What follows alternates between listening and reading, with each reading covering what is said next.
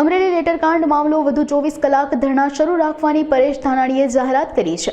આવતીકાલે અમરેલી બંધ રાખવા પરેશ ધાનાણીની શહેરીજનો વ્યાપારીઓને અપીલ કરી છે। પાયલ ગોટી સાથે બનેલી ઘટનાને લઈ ફરી એક પોલીસ અને નેતાઓ પર પ્રહારો કર્યા છે। આ ઉપરાંત પરેશ ધાનાણીએ જણાવ્યું કે 24 કલાક બાદ રાજ્ય સરકાર દ્વારા કોઈ શિક્ષાત્મક કાર્યવાહી કરી નથી, ત્યારે હાલ કોઈ કાર્યવાહી નહીં થતા વધુ 24 કલાક ધરણા રહેશે। તેમજ આવતીકાલે સવારે 10 વાગ્યે ધરણા પૂર્ણ થશે। આ દરમિયાન અડધો દિવસ ધંધા રોજગાર બંધ રાખવા વેપારીઓને પરેશ ધાનાણી દ્વારા અપીલ કરાઈ છે। પરેશ ધાનાણીની પ્રેસ કોન્ફરન્સ કરી સમગ્ર માહિતી જાહેર કરી છે અને સંકલ્પમાં આપ સૌએ ખૂબ બળ પૂરું પાડ્યું। આપ મીડિયાના મિત્રો સહિત છેલ્લા 24 કલાકમાં ટેલિફોનિક રીતે આ મંચ ઉપર આવીને સમર્થન આપનારા સૌનો હું હૃદયપૂર્વક આભાર માનું છું।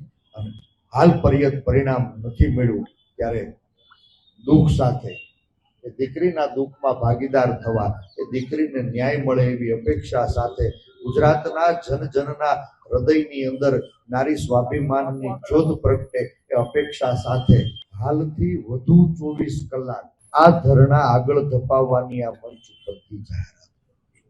24 કલાક પૂરા થયા છે ને હજુ વધુ 24 કલાક કદાચ આ દીકરીના દુઃખમાં ભાગીદાર થવા માટે પરેશ ધાનાણીએ ભૂખા રહેવું પડે ને તેનો અફસોસ નહીં હોય। આ સરકારની સંવેદનાઓ જાગે, વહેલી તકે દીકરીને ન્યાય મળે એવી રાજ્યના મુખ્યમંત્રી પાસે ત્યારે અપેક્ષા રાખું। મુદ્દા નંબર 2, સમગ્ર ગુજરાતને લાછન લગાડનારી આ કમનસીબી ઘટના કોના ઈશારે થઈ? આ દીકરીનો કોના ઈશારે, એક કુંવારી કન્યાનો કોના ઈશારે જાહેરમાં વરઘોડો કાઢવામાં આવ્યો? આજે 13મો દિવસ બનાવને બન્યો।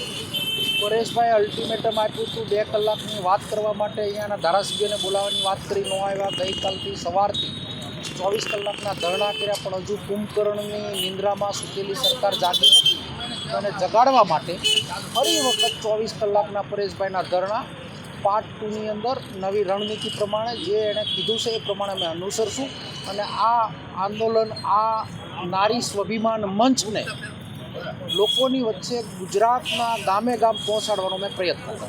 પરેશભાઈની આદેશ પ્રમાણે સંસ્થાઓને, બધા જ સાધુ સંતોને નાની એવી વાત કંઈક બહાર બનતી હોય ત્યારે બધા જ નિવેદનો કરતા હોય તો એક હિન્દુની દીકરી, ગરીબની દીકરી, ખેડૂતની દીકરી, એની ઉપર થયેલા અત્યાચાર ઉપર મૌન બેસીને બેઠેલા બધા જ સાધુ સંતોને અમે પત્ર વ્યવહાર કરીને વિવેકપૂર્વક એને વિનંતી કરશું કે અમારી દીકરીને ન્યાય અપાવવા માટે તમે સરકારની ઉપર સ્ટેટમેન્ટ આપો। અમે ખોટા હોય તો અમને ખુલ્લા પાડો અને ખોટા હોય એ લોકો ઉપર તમે જો જરાક વાત કરશો તો આ કુંભકર્ણની નિંદ્રામાંથી સરકાર જાગશે।